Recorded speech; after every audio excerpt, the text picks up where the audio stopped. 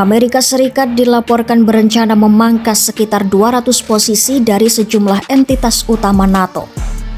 Langkah ini mencakup pengurangan personel di pusat-pusat komando aliansi yang berperan dalam perencanaan operasi militer dan pengolahan intelijen. Informasi tersebut telah disampaikan pemerintahan Presiden Donald Trump kepada beberapa ibu kota Eropa dan segera memicu kekhawatiran tentang arah komitmen Washington terhadap NATO. Meski jumlahnya tergolong kecil, keputusan ini muncul di tengah hubungan transatlantik yang sedang sensitif, sehingga maknanya dinilai jauh lebih besar dari sekadar angka.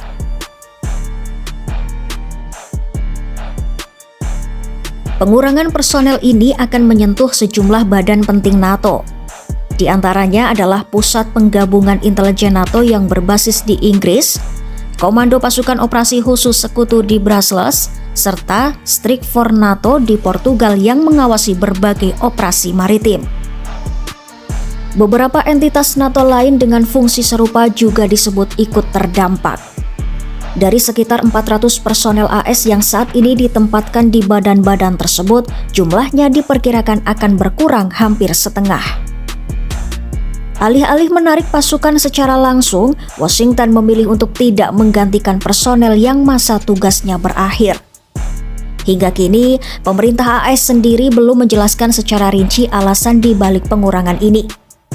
Namun, langkah tersebut sejalan dengan sinyal kebijakan luar negeri pemerintahan Trump yang ingin mengalihkan lebih banyak sumber daya militer ke belahan barat.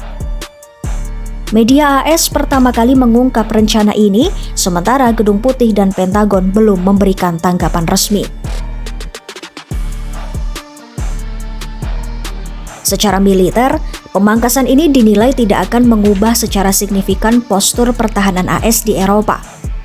Sekitar 80.000 personel militer AS masih ditempatkan di benua tersebut, hampir setengahnya berada di Jerman. Namun, bagi banyak pejabat Eropa, dampak simbolis dari langkah ini justru lebih mengkhawatirkan. Kecemasan tersebut diperparah oleh sikap Trump yang kembali menghidupkan retorika keras terhadap NATO. Dalam unggahan media sosial terbarunya, Trump bahkan membagikan pesan yang menyebut NATO sebagai ancaman bagi Amerika Serikat, sementara China dan Rusia digambarkan sekadar bayangan. Pihak NATO berusaha meredam kekhawatiran dengan menyebut perubahan jumlah personel AS sebagai hal yang lumrah. Mereka menegaskan bahwa kehadiran militer AS di Eropa saat ini justru lebih besar dibandingkan beberapa tahun sebelumnya, serta komunikasi antara NATO dan Washington tetap terjaga. Namun di Eropa, kekhawatiran tetap tinggi. Hal ini tak lepas dari langkah-langkah Trump lainnya, termasuk kampanye agresif untuk mengambil alih Greenland, wilayah otonom Denmark. Banyak pejabat Eropa menilai bahwa ancaman agresi teritorial di dalam aliansi akan menjadi preseden berbahaya bagi masa depan NATO.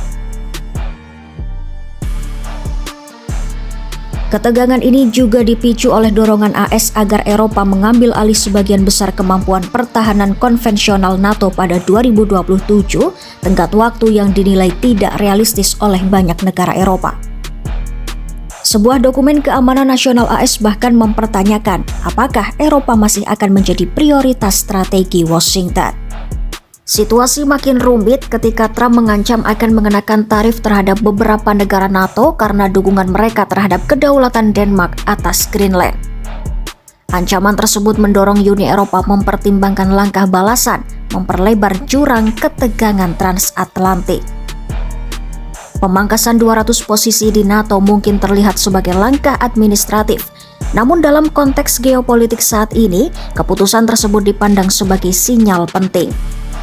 Di tengah ketidakpastian arah kebijakan AS dan meningkatnya tekanan global, Eropa kini menghadapi pertanyaan besar.